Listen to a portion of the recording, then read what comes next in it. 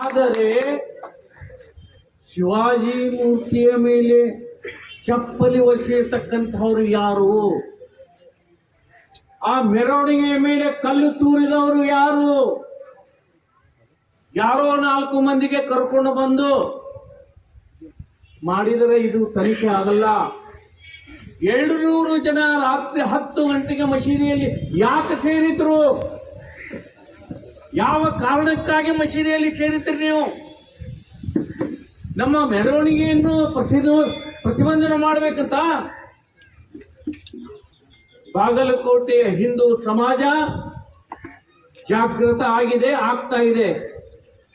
ಇದು ಕೇವಲ ಇದು ಸಮಸ್ತ ಹಿಂದೂ ಸಮಾಜಕ್ಕೆ ಮಾಡಿದಂತಹ ಅಪಮಾನ. ಇದು ಛತ್ರಪತಿ ಶಿವಾಜಿಗೆ ಆಗಲ್ಲ. ಕೇವಲ ಕೆಲವು ಜನರಿಗೆ ನಾವು ಕರೆದಿದ್ದೀವಿ ವಿಚಾರ ಮಾಡುವ ಸಲುವಾಗಿ. ಆದಾಗ್ಯೂ ಸಹಿತ ಇಷ್ಟು ದೊಡ್ಡ ಸಂಖ್ಯೆಯಲ್ಲಿ ತಾವೆಲ್ಲ ಸೇರಿದ್ದೀರಿ, ನಿಮಗೆ ಅಭಿನಂದನೆಗಳು.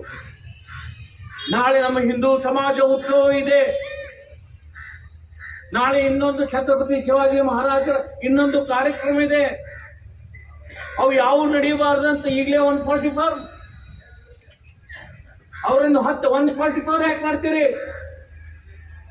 ಸರ್ಕಾರ ಏನು ಹೇಳ್ತಾ ಇದೆ?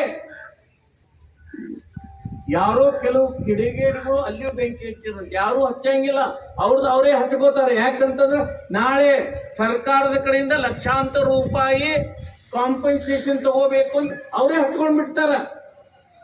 ಇದು ಏನು ಹೊಸದಲ್ಲ, ಅನೇಕ ವರ್ಷಗಳಿಂದ ನೋಡ್ಕೊಂತ ಬಂದೀವಿ. ಈ ಗಲಾಟೆ ಆದಾಗ ಇದರ ಲಾಭ ಪಡೆಯುವ ಸಲುವಾಗಿ ಅವರೇ ಕೆಲವು ಜನ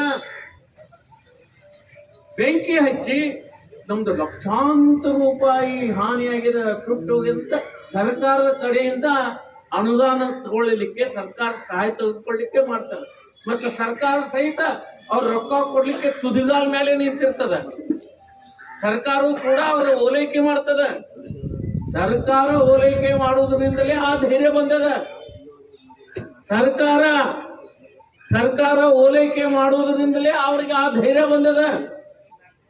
ಇಲ್ಲಿಕಂದ್ರೆ ಈ ಹಿಂದೂ ಸಾಮ್ರಾಜ್ಯಪತಿಯ ಮೆರವಣಿಗೆಯ ಮೇಲೆ ಕಲ್ಲು ತೂರ್ತಕ್ಕಂಥ ಆ ಧೈರ್ಯ ಹೇಗೆ ಬಂತು? ಕುಡಿದಿರಪ್ಪ ನೀವು? ಯಾವ ಕಾರಣಕ್ಕಾಗಿ ಕುಡಿದಿರ ರಾತ್ರಿ 10 ಗಂಟೆಗೆ? ಇದು ಕೂಲಂಕಷವಾಗಿ ಚರ್ಚೆ ಆಗಬೇಕು. ಯಾರ್ದರ ಒತ್ತಡಕ್ಕಾಗಿ ಈ ತನಿಖೆಯನ್ನು ಮೊಟಕುಗೊಳಿಸಿದರೆ ಮುಂದೆ ಬರ್ತಕ್ಕಂಥ ದಿವಸಗಳಲ್ಲಿ ಸರ್ಕಾರ ಇದನ್ನು ಬಹಳ ಗಂಭೀರವಾಗಿ ನಾವು ಇದಕ್ಕೆ ಉತ್ತರ ಕೊಡಬೇಕಾಗ್ತದೆ. ಎಂದಾದರೂ ಅವರ ಮೆರವಣಿಗೆ ಮೇಲೆ ಕಲ್ಲು ಬಿದ್ದದ್ದು ಎಂದಾದರೂ ಯಾರು ಕೇಳಿದರ? ನಮಗೆ ಅವಶ್ಯಕತೆನೇ ಇಲ್ಲ. ಯಾರ ಮೆರವಣಿಗೆ ಮೇಲೆ ಕಲ್ಲು ಒಗೆಯತಕ್ಕಂಥ ಅವಶ್ಯಕತೆ ಇಲ್ಲ. ಆದರೆ ಅವ್ರಿಗೆ ಈ ಧೈರ್ಯ ಅವ್ರದ್ದು ತಪ್ಪಲ್ಲಿದು. ಅವ್ರಿಗೆ ಈ ಧೈರ್ಯ ಎದಕ್ಕೆ ಬರ್ತದಂತಂದ್ರೆ ನಮ್ಮ ಹಿಂದೆ ಸರ್ಕಾರ ಇದೆ, ನಮಗೆ ರಕ್ಷಣೆ ಮಾಡಲಿಕ್ಕೆ. ಅದಕ್ಕಾಗಿ ಆ ಧೈರ್ಯ ಬರ್ತದೆ ಅವರಿಗೆ. ಇನ್ನು ಮುಂದೆ ಯಾವುದೇ ಇಂಥ ಸಣ್ಣ ಪುಟ್ಟ ಘಟನೆ ಆದರೂ ಹಿಂದೂ ಸಮಾಜ ಅದಕ್ಕೆ ತಕ್ಕ ಉತ್ತರವನ್ನು ಕೊಡಬೇಕಾಗ್ತದೆ ಮತ್ತು ಕೊಡ್ತೀವಿ ಅನ್ನತಕ್ಕಂಥ ಮಾತನ್ನು ನಾನು ಇಲ್ಲಿ ಹೇಳಬೇಕಾಗ್ತದೆ.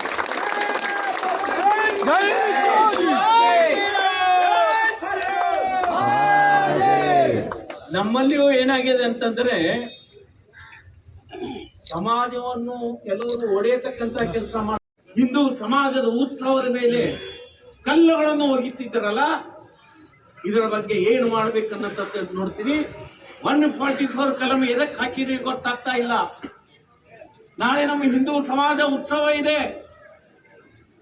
ನವನಗರದಲ್ಲಿ ಶಿವಾಜಿ ಜಯಂತಿ ಇದೆ. ಇದನ್ನು ರದ್ದು ಮಾಡಬೇಕು ಅಂತ ಮಾಡ್ತಾ ಇದ್ದೀರಾ ನೀವು? 144 ಹಿಂದಕ್ಕೆ ತಕ್ಕೋಬೇಕು. ಕಂಟ್ರೋಲ್ ಮಾಡತಕ್ಕಂಥ ಜವಾಬ್ದಾರಿ ಆಡಳಿತದ ಮೇಲೆ ಇದೆ. ಇದಕ್ಕಾಗಿ ಯಾರ ಗಮನಕ್ಕೆ ತರಬೇಕು, ಎಲ್ಲರ ಗಮನಕ್ಕೆ ಈಗಾಗಲೇ ನಾನು ತಂದಿದ್ದೇನೆ.